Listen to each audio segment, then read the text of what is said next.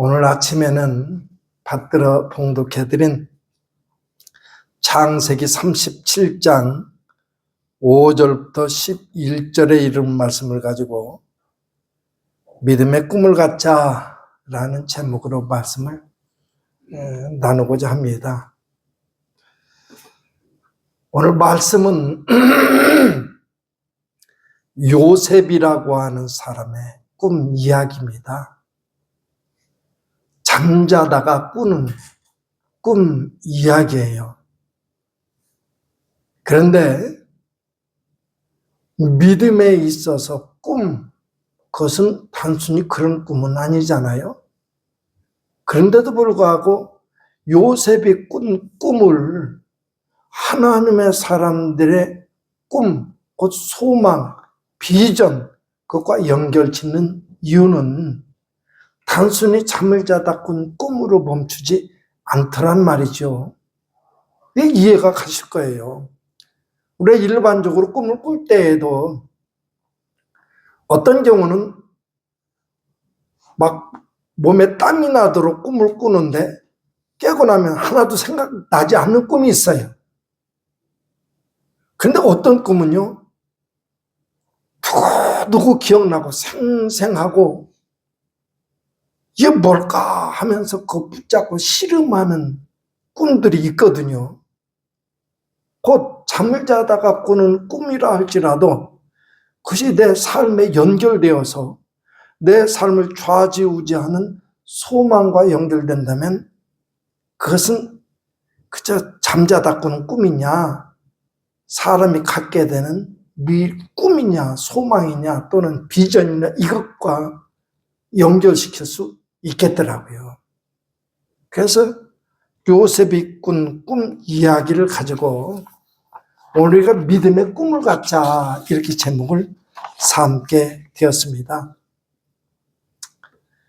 요셉의 이야기를 봤더니 오늘 말씀을 보니까 중요한 것은 1절부터 나가서 봐야 될 것 같아요. 중요한 것은 뭐냐면 기본적으로 요셉이라고 하는 이 소년은 형들에게 이 미움을 받았더라 하는 사실입니다. 미움을 받았더라. 이것을 삶에 적용시켜서 재해석하시길 바랍니다. 미움을 받는 사람이었더라. 4절, 본문에 앞서 4절을 봤더니 그를 미워하여 그에게 언사가 불평하였더라. 형들이 요셉을 미워해서 말 한마다 불퉁불퉁하고 그냥 화난 듯이 말하고 그렇게 되었다는 얘기가 되겠죠. 그래서 왜 그럴까 하고 그 이유를 찾아봤더니 4절 말씀에 나옵니다. 아버지가 형제들보다 그를 더 사랑함을 보고, 더 사랑한 것을 보고 시기하여 그를 미워하게 된 것이고요. 두 번째는 요셉이 형들 10명 있는데 형들이 잘못하면 하나하나 아버지에게 고자질하더라 하는 것입니다. 그래서 형들이 미워할 수밖에 없었겠죠. 그 미움을 받는 가운데 형들의 눈에 가시처럼 작용했을 것은 분명합니다. 그래서 요셉을 보게 될 때 그 가정 안에서 형들과의 관계 속에서 미움을 받는 사람이었더라, 이렇게 찾아보는 것입니다.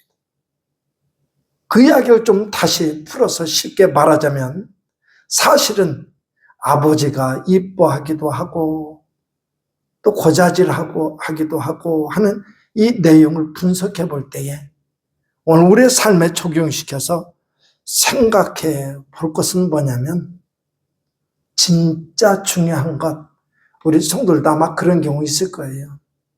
참 믿을 만한 사람이어서 내 마음까지 다 털어놨는데 그것이 짓밟혀졌을 때에 그때 당하는 고통은 참 너무너무 크다 싶은 경우, 그런 경험이 많을 것입니다. 지금 요셉이 그런 경우거든요. 그가 꾼 꿈.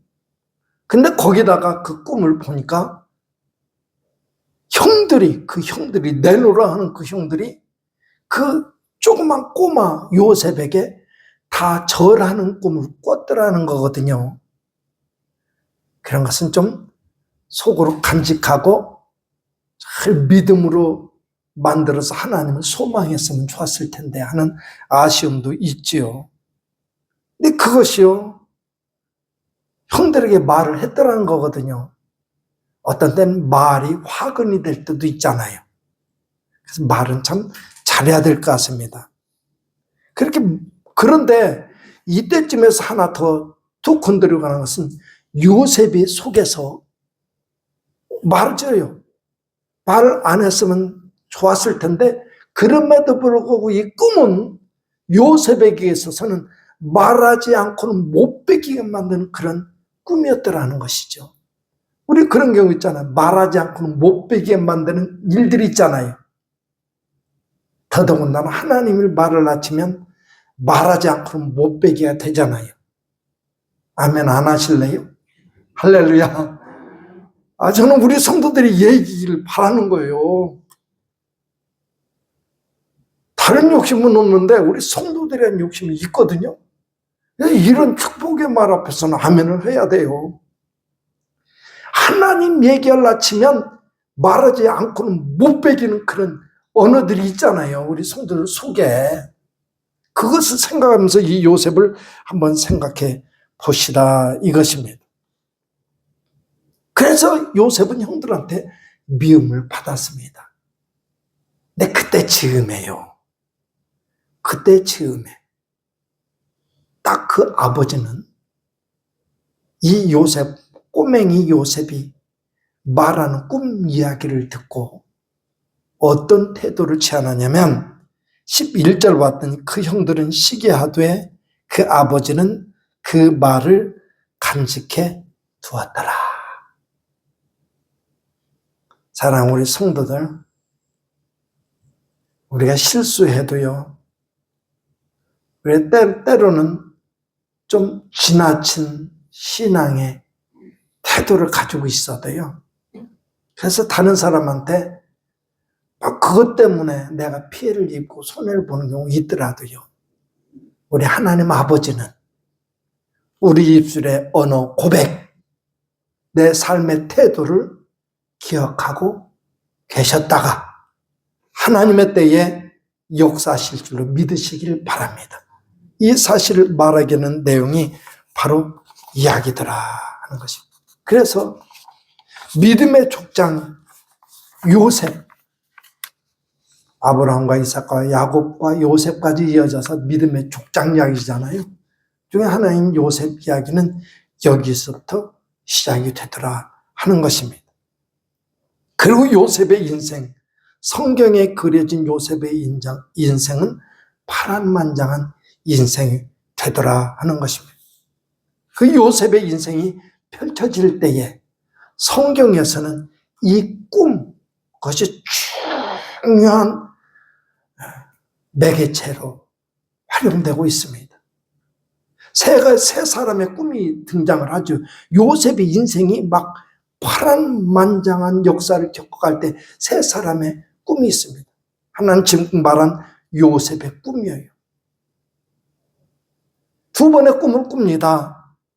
하나는 곡식의 단들이 다 형제들의 단이 일어서서 자기 곡식단한테 절하는 꿈.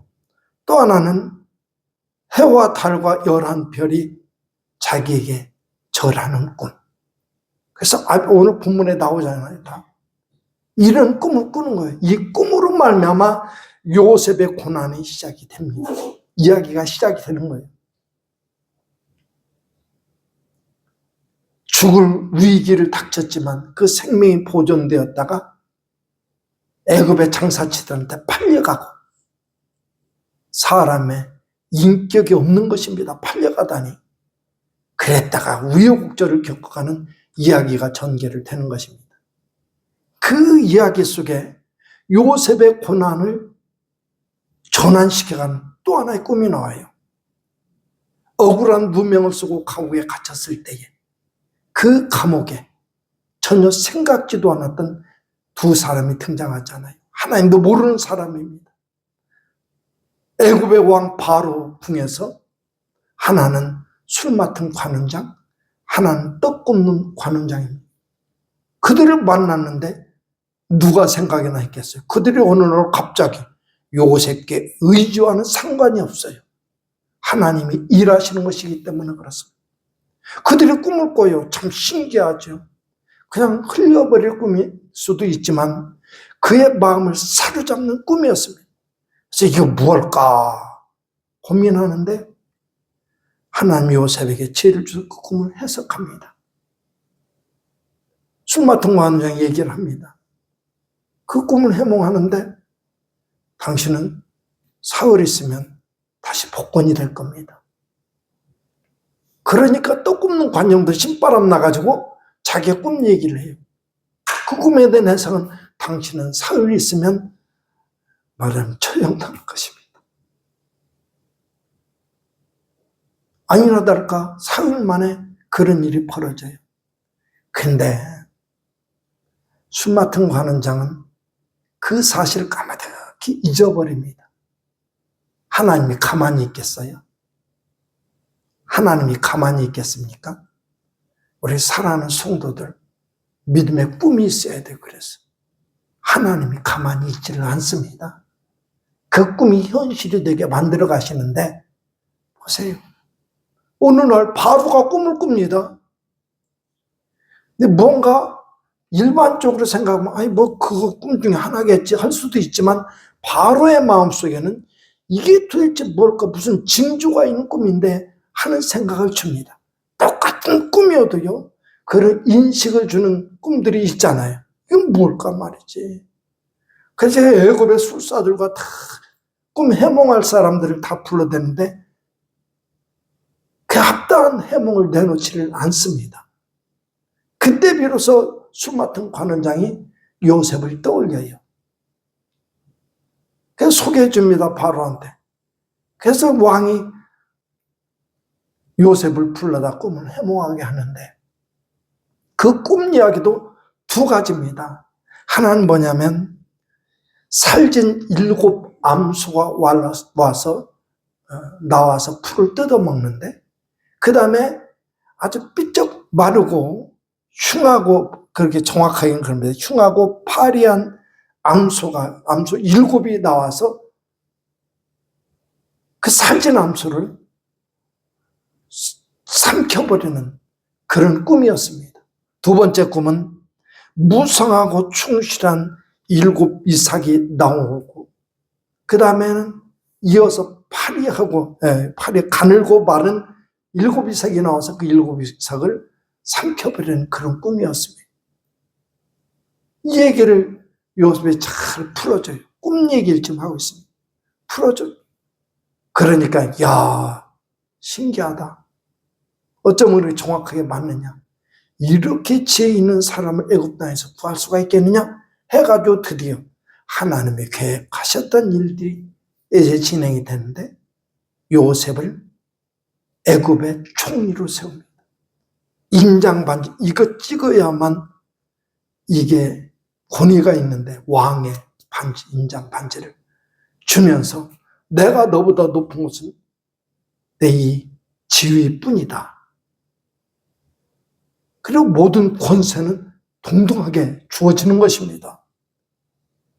이런 이야기가 전개될 때에 세 사람의 꿈은 중요한 역할을 하더라는 것입니다. 그리고 살펴봅니다. 이 꿈 이야기들 쭉 살펴나갔을 때에 이런 꿈이요, 이런 꿈. 이런 꿈이 요셉에게 얼마 많은 역할을 했을까?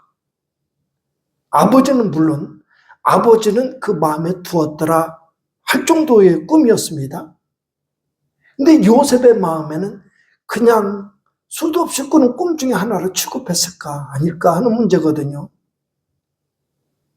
그런데 봤더니 37장 20절 말씀을 봤더니 형들이요, 그 요셉, 꼬맹이 요셉을 죽이려고 할 때에 무슨 말을 하냐면, 자, 그를 죽여 한 구덩이에 던지고 우리가 말하기를 악한 짐승이 그를 잡아먹었다 하자.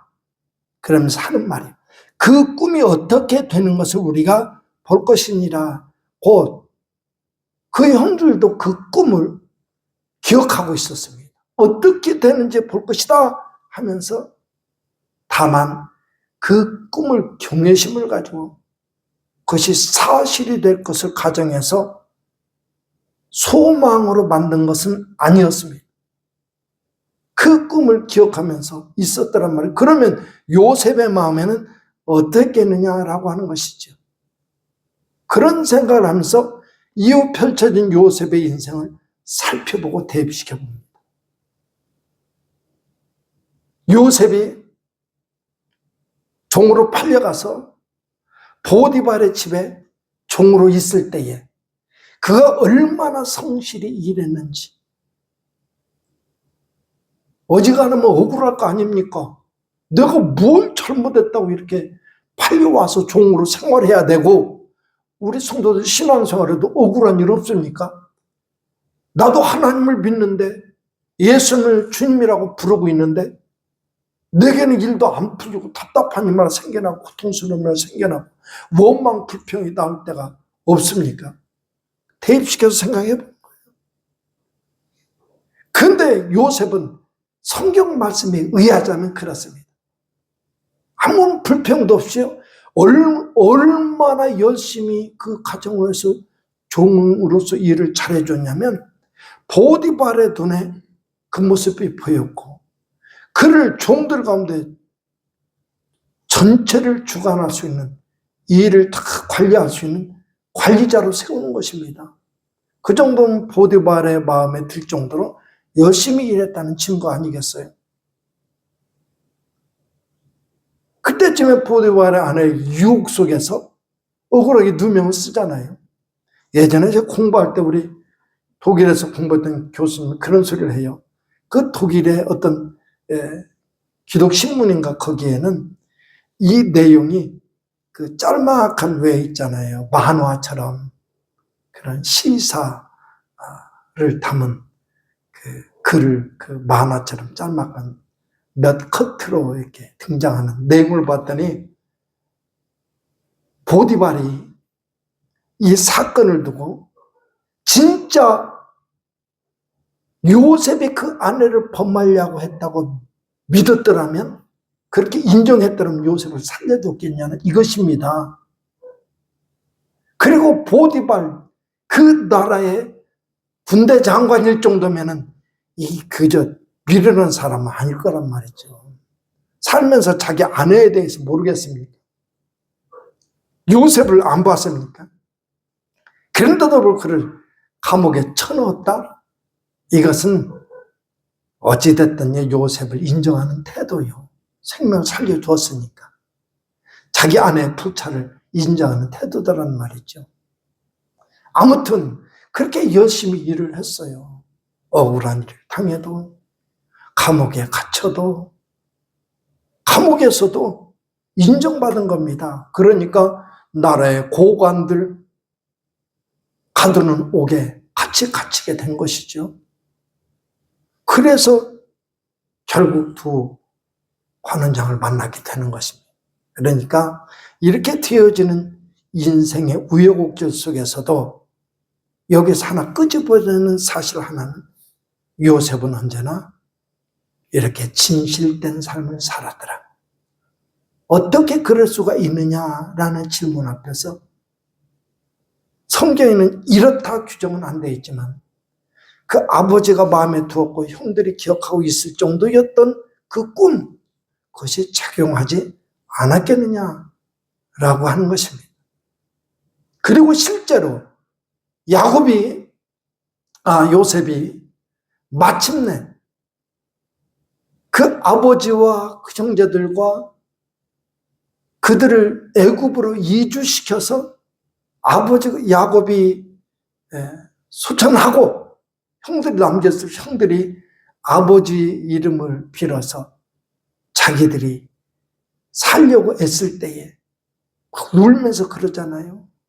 나를 이곳에 판 것을 가지고 두려워하지 말라고, 하나님 당신들을 구원하려고 나를 먼저 이곳에 보낸 것이라고, 이런 고백하는 요셉을 볼 때에 그 과정 속에 있는 요셉의 삶에 그 꿈은 언제나 자리 잡고 있었고, 어떤 일을 만나도 그 꿈은 그를 주장하는 하나님의 능력이 되었더라, 이렇게 말하게 되더라는 사실입니다. 우리 성도들 그렇지 않았습니까? 힘든 일, 어려운 일, 고통스러운 일 앞에 좌절할 일 많이 있었지만 여기까지 견딜 수 있는 것은 하나님을 인정하는 믿음 때문이었다고 저는 믿습니다. 요셉이 그랬다는 거예요. 여기까지 되어진다면 그 꿈은 예사 꿈이 아니라 소망이 있는 꿈이요, 비전인 것입니다. 그래서 잠자다 꾸는 꿈과 여기서 말하는 꿈을 일치시키는 것입니다. 이 꿈이요, 없는 이 꿈을 잃어버린 사람들을 성경은 뭐라고 말하느냐? 에스겔서에 나오는 말씀에 비하자면 마른 뼈다귀. 에스겔을 마른 뼈다귀 글자기로 인도해서 보여주면서, 인자야, 이 뼈들이 등이 살겠느냐? 어처구니 없죠. 물어보실 걸 물어봐야지. 하나님 참 심술도 대단하십니다. 그때에서 주께서 하시나이다. 우여곡절 겪은 다음에 하나님이 해석해 주신데, 이 뼈들은 소망을 잃은 이스라엘 백성들이다. 소망이, 꿈이 사라진, 잠자다 꾼 꿈이든 그것에 의해서 믿음의 인생길에 비전을 품는 것이든 그것이 사라진 백성은 이와 같더라 하는 얘기지요. 사랑하는 성도들, 이 사실을 붙잡고 저는 우리 성도들에게 이 하나님을 소개해드리고 싶습니다. 하나님은 살리고자 하는 사람은 죽을 수가 없습니다. 아멘 좀 하셔요. 할렐루야. 하나님이 죽이고자 한다면 살 인생이 없습니다. 하나님이 흥하게 하고자 하시는 하나님의 백성은 망하고 싶어도 망할 수가 없습니다. 하나님이 망하게 하고 싶은 인생은 흥하고자 발버둥 쳐도 흥할 수가 없습니다. 모든 것이 하나님의 손에 있습니다. 하나님이 하는 입김에 세상 모든 것이 녹아질 수 있음을 인정하시면서 먼저는 나된 것은 주님의 은혜라고 인정하시는 우리 성도들이 될 수 있기를 주의 이름으로 축복합니다. 오늘도 예배 드릴 수 있으면 그래서 하나님의 은혜입니다. 우리 성도들에게 하나님의 은혜가 머무르고 있음을 인정하면서 하나님의 아름다운 복을 누려갈 수 있기를 축복합니다. 그래서 하나님은 오늘도 우리에게 묻습니다. 인자야, 이 뼈들이 등에 살겠느냐? 어떻게 대답하시렵니까? 믿음이 있는 사람은 믿음의 대답을 할 것입니다. 믿음이 없는 사람은 믿음의 대답을 하지 못할 것입니다. 여러분의 각자의 삶의 환경을 여기에 대입시켜서 하나님의 무릎 앞에 설 수 있기를 바랍니다. 인자의 이 뼈들이 등이 살겠느냐? 그래서요, 신앙의 사람은 인생에 직면한 모든 문제 앞에서 하나님의 말씀에 소망을 두고 말씀이 소중히 여기고 말씀에서 인생의 길을 찾습니다. 자, 우리 성도 그렇게 되기를 주의 이름으로 축복을 드립니다. 이 꿈, 비전, 이거를 갖기만 하면 삶의 방향이 선명해집니다. 내가 가야 될 길, 가지 말아야 될 길, 뭐가 중요한지, 뭐가 그림자인지, 무엇이 실체인지 분명히 알게 될 것입니다. 어떤 길이 우리 공동체가 살아나는 길인지, 우리 정산 감리교회가 복된 공동체를 만들어가는 길인지 깨달아 알게 될 것입니다. 그리고 나의 오늘 살아가는 이유를 발견하여 내가 오늘 숨을 쉬고 사는 것은 하면서 대답할 수 있는 대답이 충분히 만들어지게 될 것입니다. 그리고 그 믿음을 가지고 하나님 앞에 몸과 마음과 시간과 모든 것을 들여 헌신하는 하나님의 사람들이 될 것입니다. 믿음의 선진들은 그 길을 갔던 것이고 오늘도 그 길을 가고 있고 그 길을 가는 사람은 변함없이 하나님을 자랑하더라. 그것이 간증이 되더라. 그리고 그 입술에는 흥얼흥얼하는 소리가 찬송이 되어서 너무나도 아름답도다. 왜 찬양이 있잖아요. 그런 찬양이 나의 주제가가 되는 복도 누리게 될 것입니다. 저는 우리 성도들이 그런 꿈을 갖기를 주의 이름으로 축복합니다. 그러기 위해서 당부드립니다. 하나님의 말씀 많이 읽으시고 가까이 하십시오. 옆에 들어가는 소리가 아닙니다. 이것이 내 심령을 사로잡도록 말씀으로 나를 만들어 가셔야 돼요. 그리고 성경 말씀 가까이 하기 전부터 처음부터 끝까지 하나님의 은혜에 필요한 존재. 그것이 우리에게 신앙의 태도로 만들어진다면 기도가 되겠죠. 하나님께 기도하면서 성경 보며 말씀 붙잡고 씨름하며 그것을 이루기 위해서 몸부림칠 수 있다면 우리가 생각하는 것이 꿈이 되고 잠자다 꾸는 꿈도 비전이 되고 그런 사람으로 살 수 있으리라 확신합니다. 저 우리 성도들의 삶에 주시는 하나님의 말씀인 것을 믿으면서 날마다 지금 가까이 나가는 우리 성도들이 될 수 있기를 주의 이름으로 축복합니다. 기도하겠습니다.